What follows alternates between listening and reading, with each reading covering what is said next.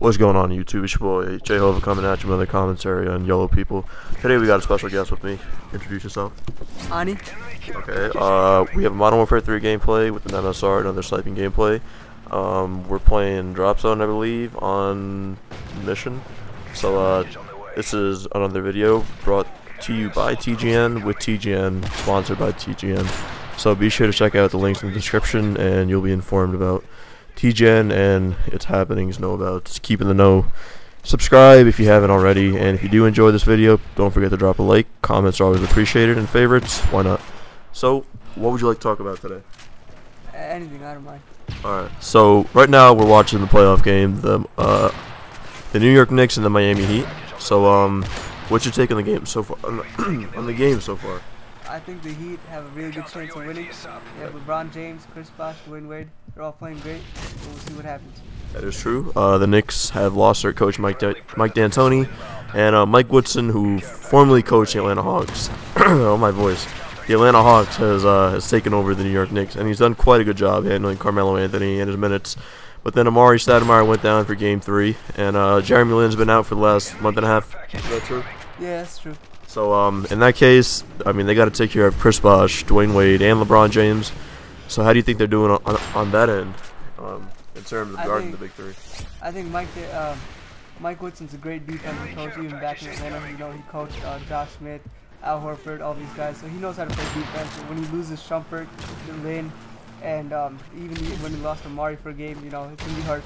And it's going to be real difficult guarding LeBron James because there's not many small forwards that can guard him. Well, that is true. Now, I just want to ask you a quick question because I know we're both New Jersey Nets fans. Now, the Nets are moving to Brooklyn with the whole name behind Mikhail Prokhorov, Jay-Z, a brand new image. Now we're going to have two basketball teams in New York City for the first time in probably 60, 70 years now. What's your take on that? Do you think that two teams in New York City can coexist?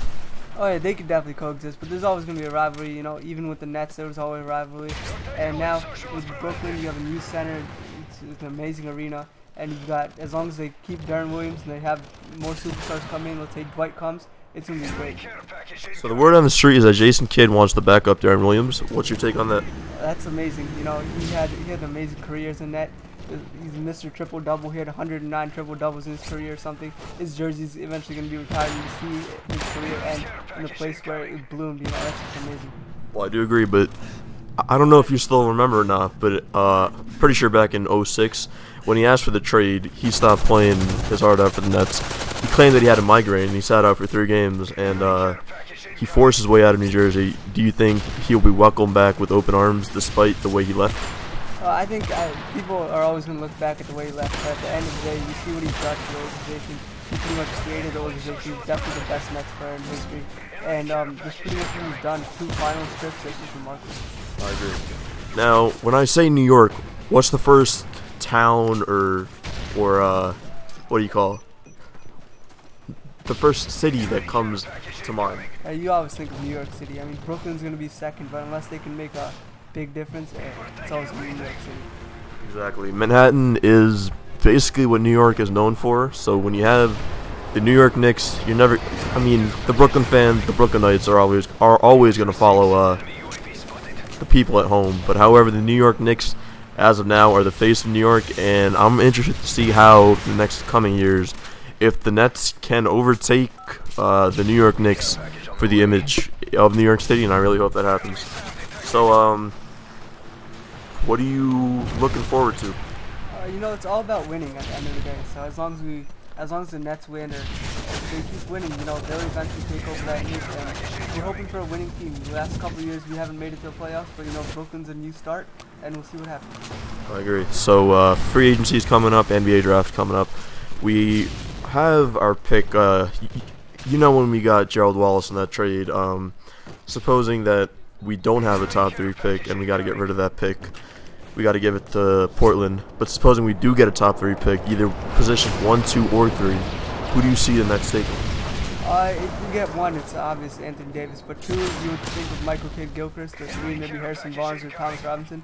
Any pick that we get, especially in the top 3, is definitely going to make a big difference next year. It's especially going to help lure some new free agents. So it's going to make Brooklyn a pretty attractive place. I agree. And if Jason Kidd's stopping by too with Darren Williams, that'd be quite a combination in the backcourt, I'd say, with Marshawn Brooks blooming as he did in his rookie year. That'd be quite a nice backcourt to look forward to. So now I'm pretty sure everyone else wants to know, what are your predictions for the NBA Finals, and how many games you think the team's going to win? I think it's going to be the Heat and the Spurs. I say the Heat win in 6, so 4-2. Okay, do you like OKC by any chance? Because I think OKC has a shot at making the finals over the experienced Spurs due to their youth, and I feel that the Spurs are going to be worn down towards the end of the season. Yeah, that's definitely one of the things, but you look at some of their role players that are playing real well, Kawhi Leonard and Dejounte Blair. They're like Tim Duncan's minutes are down, and Dejounte Blair is pretty much picking up where he left off. So hopefully, like Tim Duncan, he's been teaching his new young players some new things. So hopefully they can produce when he's not around. Without a doubt, an all dog teaching new tricks. Isn't that how the saying goes? That's how it's always been. Okay, but I mean, Russell Westbrook, Kevin Durant, I see them making another splash. They've already swept the defending champions in that of the Dallas Mavericks, and they did it in quite a convincing fashion. And I think that it's going to be OKC and Miami in the finals. I think Miami's finally going to take it.